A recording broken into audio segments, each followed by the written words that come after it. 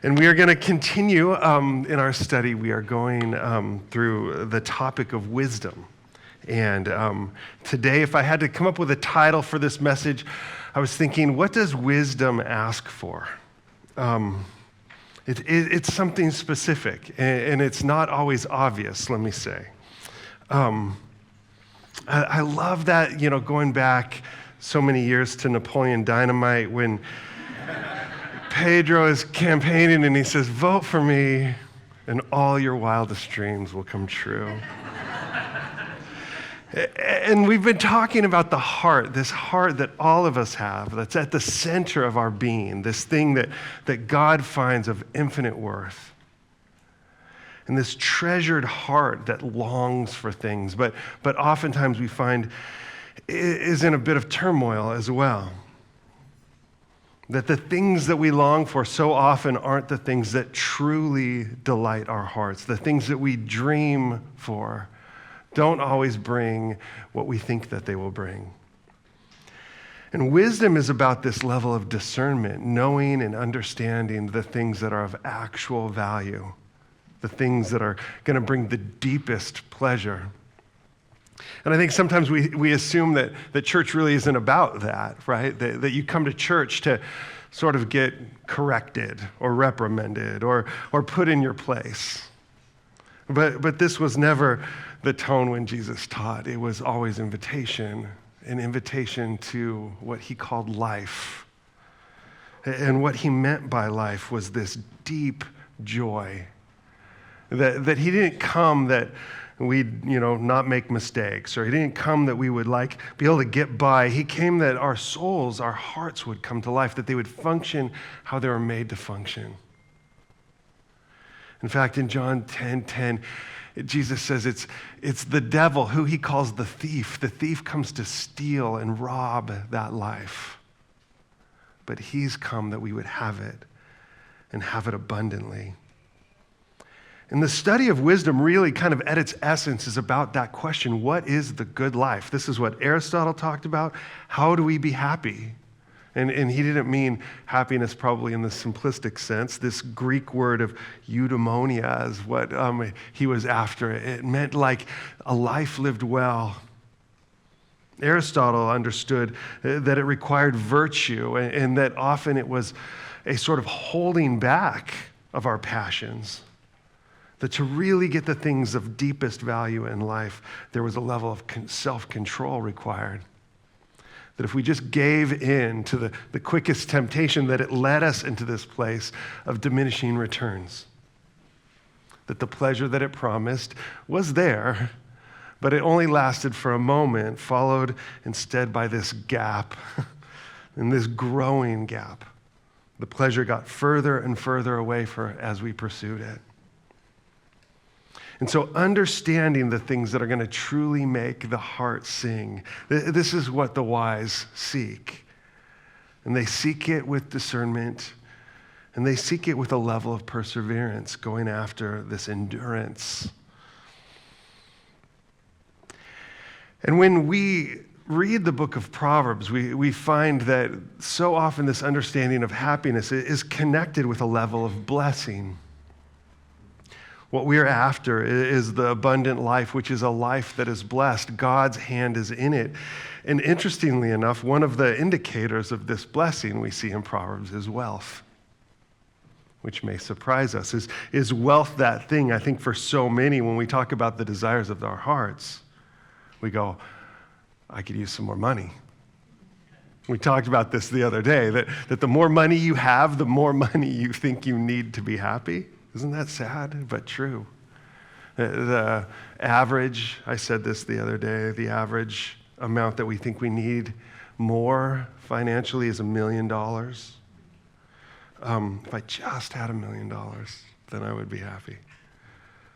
And if you got that million, all of a sudden you'd be like, I just need $2 million to be happy. But there is a truth to this that poverty brings with it, a sort of hardship, a difficulty. that the wise learn how to live lives that are diligent and responsible, that we project on the future and anticipate hard times, that this is how the wise live. And by living in this way, there's a level of prosperity that comes. For instance, in Proverbs 10, verses 4 through 5, it says, "A slack hand causes poverty, but the hand of the diligent makes rich. He who gathers in summer is a prudent son, but he who sleeps in harvest is a son who brings shame." This is wisdom, right? Don't be a slacker. Don't sleep in late. If you do, you're going to lose your job. Proverbs 21:17, "Whoever loves pleasure will be a poor man. He who loves wine and oil will not be rich." No, that probably doesn't mean like oil. That's like, those people will be rich. But but anyway, you see how it's kind of giving us these sort of guidelines for life, how to shape our heart's desires, how to long for the right things, to chase after pleasure, or to live this life of comfort can lead us into this place of despair, can lead us into this place of poverty. Proverbs 10:15 says, "The wealth of the rich is their fortress. The poverty of the poor is their disaster." And it's interesting, you might draw from this sort of, because we're oftentimes trying to do our own little math with this, like, oh, so that means if you have wealth, that means you must be diligent. Or if you have poverty, that must mean there's something wrong with what you're doing. But this isn't true. In fact, we live in a world filled with injustice, where oftentimes people that are doing the right things and living diligently have what they have earned taken away. Proverbs talks about this as well. 13:23 says, a poor person's farm may produce much food, but injustice sweeps it all away."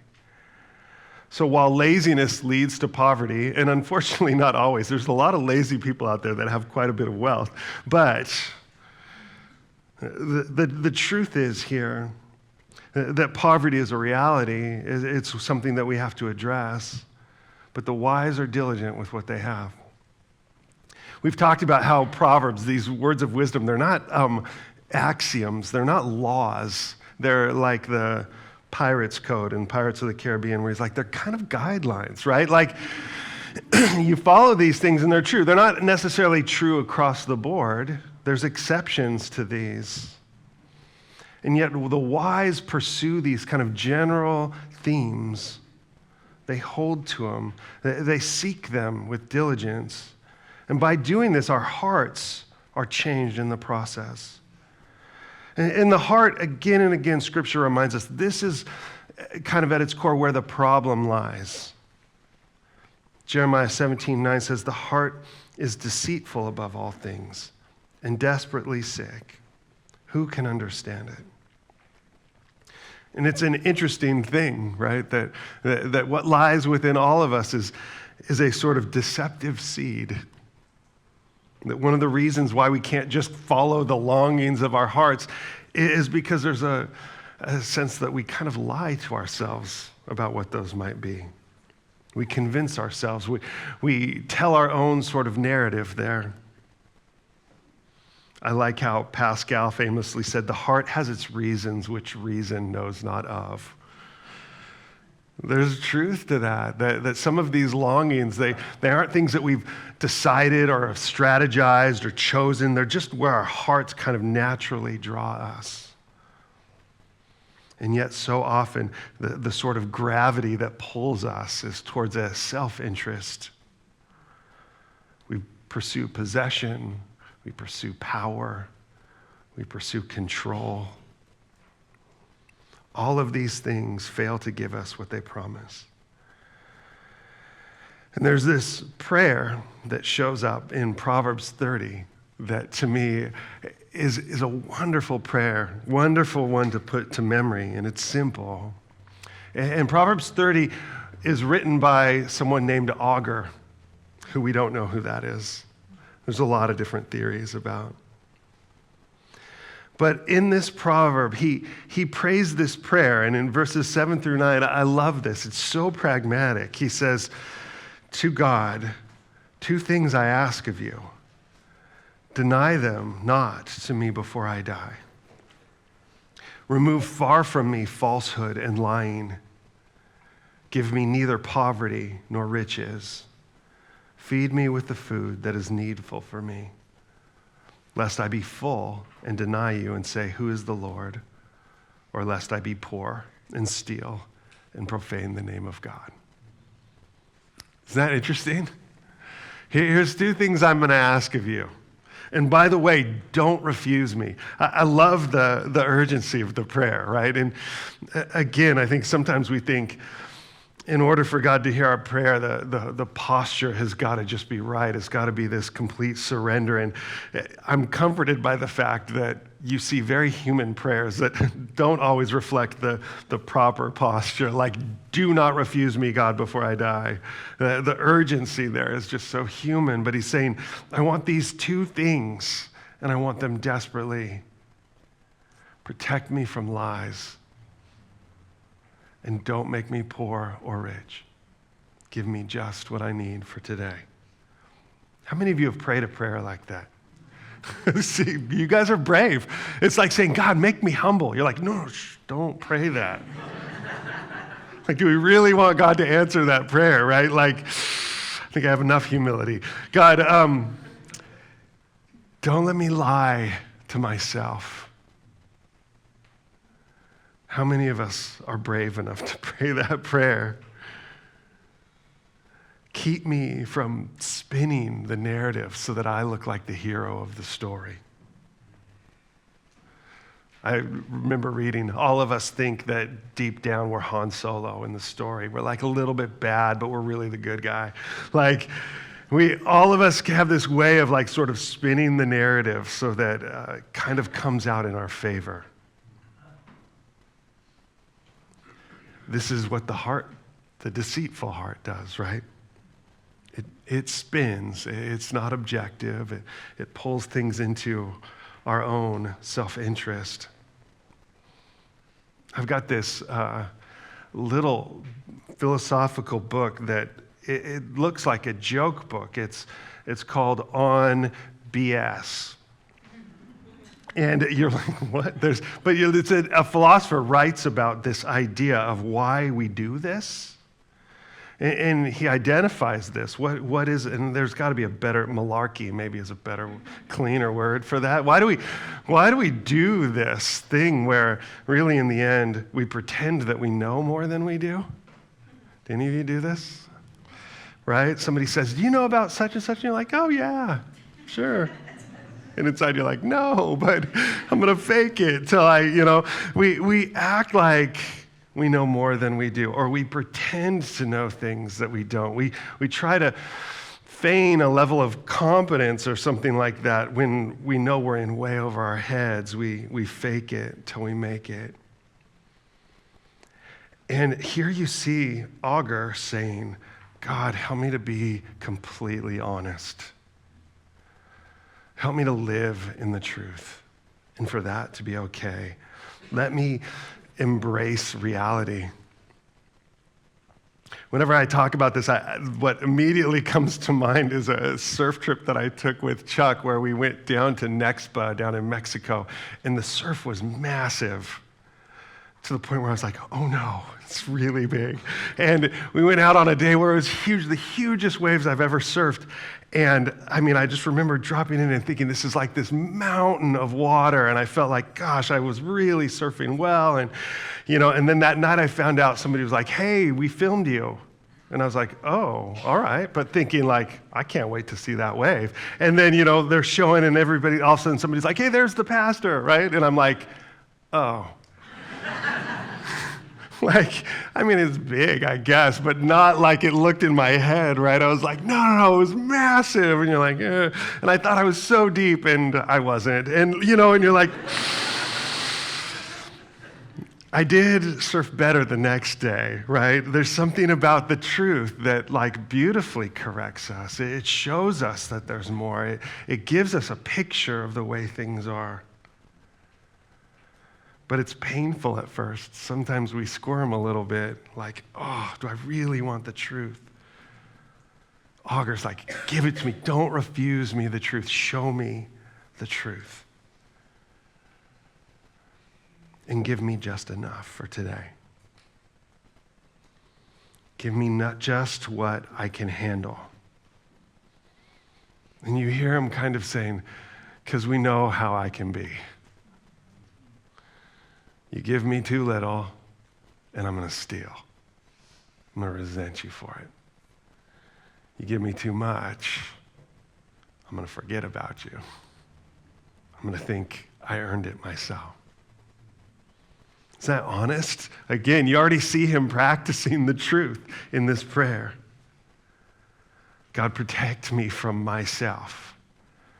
Protect me from where I know I so often run into despair and resentment, or into this place of hubris and feeling like I've got it all under control. Malcolm Gladwell, in a book of his called Outliers, talked about how much we need to be happy. And they had a number, but it was 2008. In 2008, they said you need $75,000, and then you have just enough. And what's interesting about that, I mean, they had done this study, right? And basically saying below that, you're struggling to have health care, to have, some of these like basic needs. But what's interesting is in 2008, above that, it brought no greater happiness the more you have. Even though you could afford the nice meals and the cool car and the beautiful view. Really, in the end, people weren't any happier beyond that number. Now, I crunched it for today, just given inflation and all that, and turns out it's $97,000 today, according to ChatGPT. But thank goodness for that thing. You just send it on its way. Anyway, give me just enough for today, right? And the truth here is, it isn't, that's a U.S. figure, by the way. But contentment is this sort of interesting thing. There's some basic levels of need that are there. And what we find is that diligence is an important part of getting to that place. We're called to work hard and to be responsible, to be faithful, to show up. When we say we're going to show up, this is what wisdom does. It seeks to find that sort of number of like, what does it take to live a life of contentment? But then what you find is when you reach that point, the heart then is obligated towards generosity, to giving away, to not letting it grow. And how hard that is, isn't it? How many of you feel like you have too much money? Probably very few. And we always think, oh, once I reach that level, then I will be content. Then I will have it. And the truth is you won't, right? You're going to blow right past that number. This is what the heart does. And so this prayer is this way of starting to shape our hearts now wherever you find yourself in this equation, so that we're working with responsibility, but ultimately in the end realizing that the heart of this prayer is drawing close to God, living in this place of trust, living in this place of dependence. I was thinking, with this surpassing the 97,000, there's a couple great proverbs that I like here, but that I just thought I would read for perspective on this. But Proverbs 15, 16 through 17 says this: better to have little with fear of the Lord than to have great treasure with inner turmoil. A bowl of soup with someone you love is better than steak with someone you hate. Isn't that awesome? So practical. Some of you are like, I could have written that. Like, come on. Or this one: the rich can pay a ransom for their lives, but the poor won't even get threatened. Isn't that the truth, right? You can kind of summarize that down to like more money, more problems. Nobody's holding the poor person for ransom, right? They're going to go after the person with money. And what you see underneath all of this and shaping our hearts is helping us understand the things that actually bring us delight, right? Teaching us actually the way that we are shaped, the things that we actually crave. It's not wealth, it's not pleasure, it's not control. It's things like simplicity, intimacy, and trust. That God is going, this is where like the burden is light. That when you can live in that place of dependence, then God is near. That the wealth so often brings a blindness to God's presence, and we find ourselves constantly wondering, where is God? And honestly, in order to see him, part of it is learning to lay these things aside that we don't need. We get so cluttered and burdened with all the things that we have, don't we? It's like it's Saturday, it's our day off. I think I'll spend the day fixing all the things I own that are broken. Right? That we're trying to keep all these things going, all these plates spinning. And you see here, the wise seek a level of simplicity and wisdom and contentment in their lives. That this is a way to shape our hearts towards the one who truly gives us what we desire. I was having this conversation with my son this week, and he is making a decision and kind of going back and forth, trying to navigate through all of this. And he said, Dad, I just want to be a good person. And I was like, yeah, that's my boy. And part of me is like, you're not, Gabe.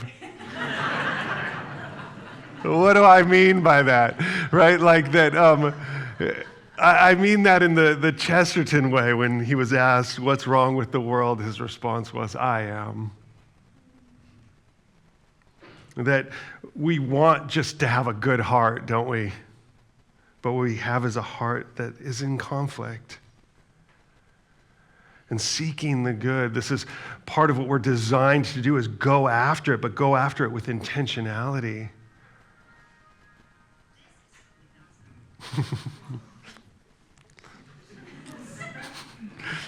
It's a word from the Lord, Marcia, maybe. That thing in us, right, that seeks our own, that holds on to these things. This is the thing that we're learning to let go of.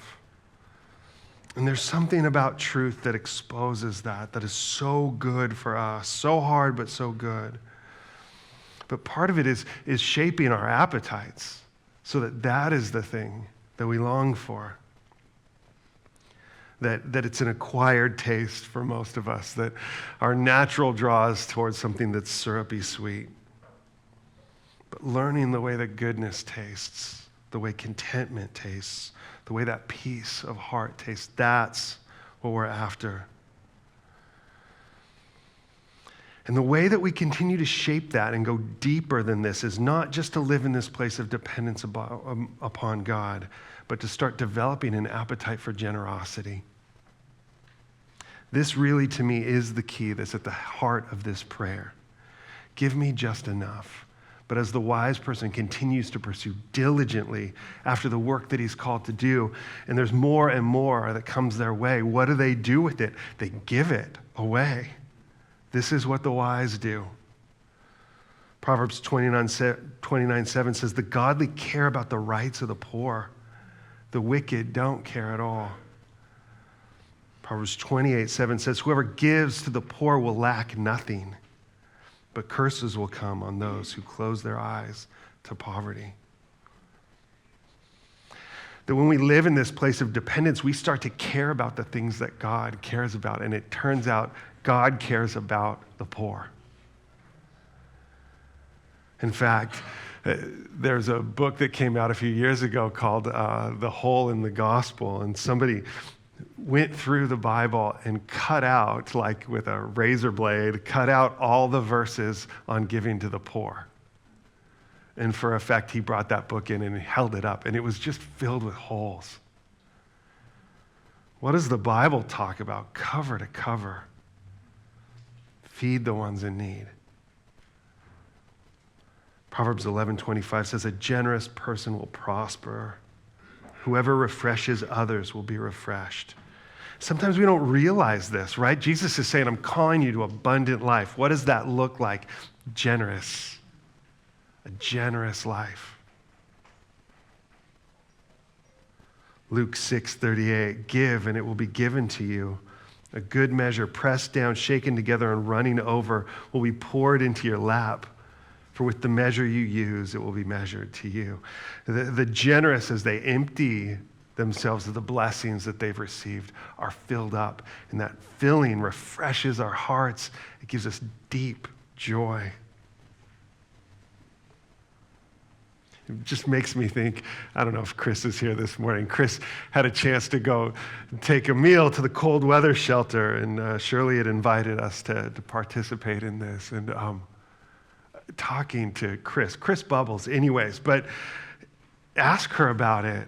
She just was so filled with delight, having been able to just go and serve people who are so hungry and so in need. But who got the better deal? They got this beautiful meal that she had prepared, but her heart was just so full, so inspired. That abundant life isn't this possessing, right? It's this pouring out. If we could learn this is what the wise do. The wise seek to acquire that blessing so that they can give it. And by doing it, their hearts come more and more alive. Acts 20:35, in everything I did, I showed you that by this kind of hard work, we must help the weak. Remembering the words of the Lord Jesus himself, it is more blessed to give than to receive. That's the secret. And it's counterintuitive, right? And it takes discipline, that there's something in us that reacts to that. Like maybe someday, maybe when I get that $1 million, then I'll give it away. But the truth is we start practicing that right now, learning to be generous, learning to see opportunities, getting that attention off of ourselves. And this is actually where we experience the most joy. When we're not consumed with ourselves. You think back to Augur praying, if I don't have enough, then I'll steal and I'll fall into this resentment like, poor me. Or on the other side, right? If I have all this, then it's just all about me and my control. And you realize to stay in that place of trust is to stay in this self-forgetful state. This place of just being able to receive and to give from God. I think about that in my own life. I can remember this one morning where I had this like kind of high and low where a friend of mine had quoted my dissertation in an article, and a bunch of like friends that I had gone to school with and such all were reading it and going, oh my gosh, Jeff, I just read this article you were quoted in. And I was like, wow, that's like, what did I say? Like going on, like, oh, that was actually pretty good, you know, and I like start feeling really good. And then I got this email that came in and it said, oh, that thing, Jeff, that you had applied for, we're not considering you for. And I was like, and thinking, you know, how my heart is like, longs for this praise so that I can feel like bigger than I am. But then when I get bad news, I go crashing down. Maybe I'm nothing, right? That either of these places are really just like, it's pride and the flip side of pride, insecurity. And the invitation is to just sort of be in this middle space of dependence, to live in that space, inhabit that space. In this story, I talked about it in the book that I wrote, that I went down to Zinc and I was just like journaling, like, I don't get it. Like, why is my heart such like back and forth? And a man came up to the table who has since become a very good friend. And he walked up and he said, hey, are you the pastor of that little church? And I was like, yeah. And he's like, yeah, I'm not a Christian or anything. And then he goes, but I come to your church sometimes and I find it really moving. And wondering if we could have coffee sometime.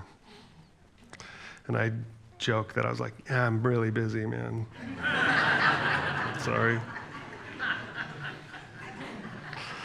And he and I started meeting for coffee. But as he left, I felt like God was saying, Jeff, just do that, right? Just do that. Just go meet with Paul, right? You don't need to worry about this or this. Just do this. And that's like this invitation that God gives all of us, I think. Just be this. Just be you.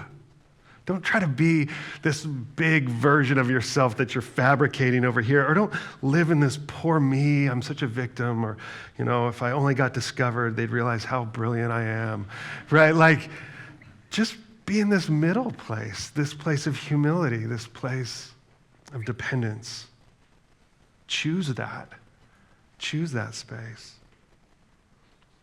I was sharing this with a friend of mine that, and I've mentioned this before too, but one of my favorite things that Dallas Willard, he presented it. It's since been written up, but it was this short speech that he gave at this conference on getting tenure to USC.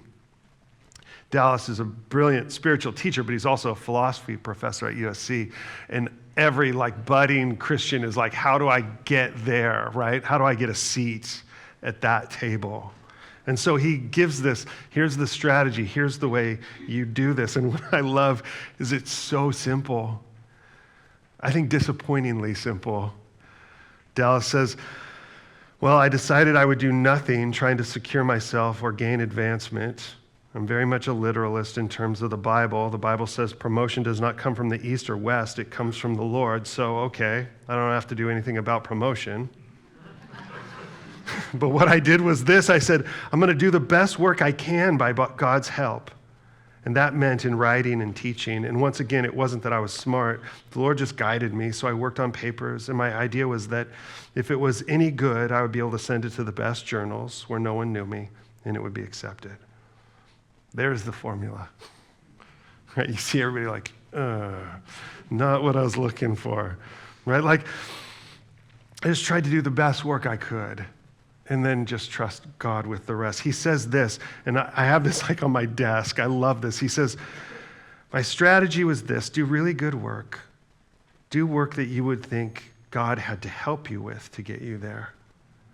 And then do some more. Just stay at it. That's the only strategy I've had, is to work in that way. And I think, there's so much wisdom in that, isn't there? The wise are called to be diligent, to be responsible, to work, but not to acquire or possess. They're called to live meaningful lives where we live in these bigger stories than what we might choose in our desire for comfortability. God calls us to these bigger stories that require us to hold on tight to his hand. But never to rob that as a way of massaging our ego. When we do that, we just make ourselves miserable. We lose that intimacy. So here's 4 reasons I think that the wise give like they do. 4 things as we kind of come to a conclusion. And the first, in living in this way, and living in this place of contentment, in this posture of generosity, that we find so much joy in giving. I mentioned Chris, but you see this in the littlest ways. The people that went down during Christmas and wrapped presents at Unidos there in San Juan come back just so grinning ear to ear. People that bring meals to someone in need. The little areas of getting involved and serving bring such joy. God's saying, I've invited you into this abundant work, and it can be as simple as that, or it can be much greater than that as well. I don't mean to set the bar so low, except to say, even the little things like that. Remembering that God's heart is there, so that when we go and we help those in need, we actually find that's where God is at work. We're so often saying, God, come here. God, come here and bless us. When he's saying, no, come there. Go to the margins. Go to the people in need. Not only will you find joy there, but you'll find me there. Number 2, in living in this place of generosity and contentment, we find the most meaningful work that we can do. That we actually are here to be the hands and feet of Jesus, which means fighting against things like poverty and injustice, giving a hand to those that are in need and struggling. Proverbs 29:7 again says, the godly care about the rights of the poor. The wicked don't care at all. Jesus says, whatever you've done to the least of these, you've done to me. In fact, the ones that did, they're like, when did we ever serve you, Jesus? And he's like, that was me. Third reason we should live in such a way, the wise choose to live in this way, is that we protect our hearts from dishonesty and self-centeredness. We're going into the season of Lent. And in Lent is about fasting. It's about laying things aside. Why do we do this?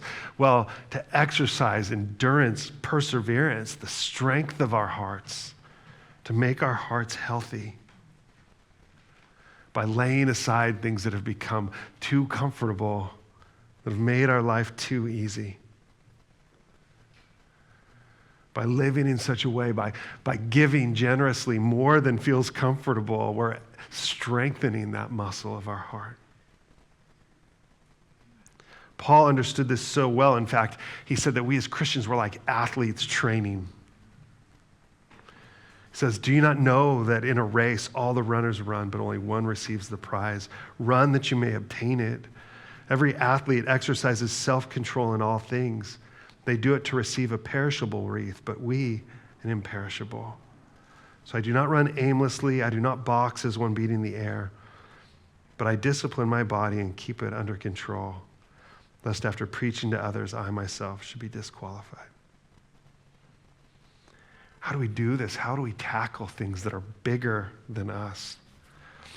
I know what Raya's going to say. He's going to say cold plunge in the ocean. I know, I'm such a chicken about it, but I'm taking my own words to heart, Raya.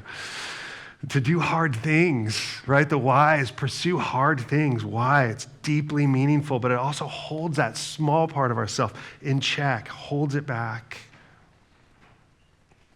But above all, the fourth one, by living in this middle place, in this place of honesty, in this place of contentment, we experience intimacy with God. That's this space where God inhabits.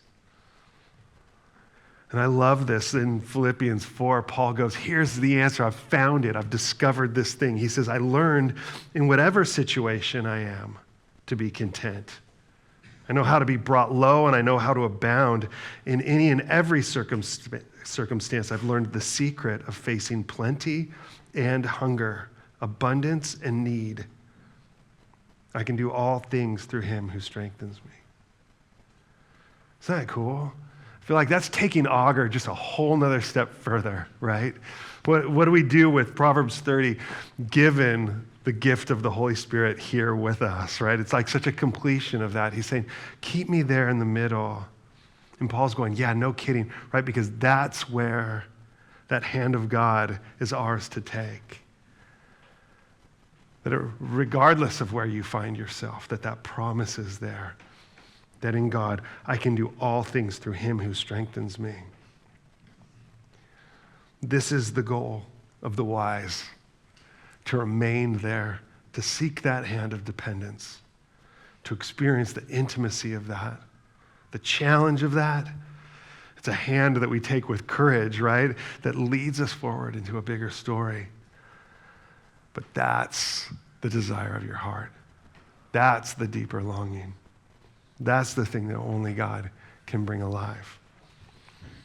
Some questions for you to reflect on. Number one, are you aware of ways your heart gives you dishonest advice? What does it say you need to be happy? What are the advertising approaches that work on you, right? What are the things you click on where you're like, I don't need any of that. Oh, wait, I need that, right? There's always a way in, but recognizing the lie. Do you recognize the lie? That thing that comes in that your ears are like, ooh, that sounds really good. Saying, keep falsehood far from me.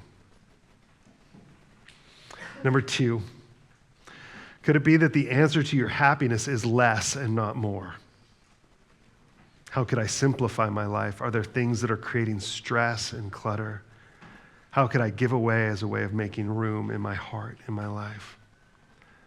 Beginning to practice that generosity, beginning to eliminate the clutter, beginning to choose simplicity. There's a lightness in it. But there's also a joy in being able to give away, not your junk, but the things of value that you give and bestow to others. And lastly, how is God asking you to depend more on him? What things get in the way of that dependence?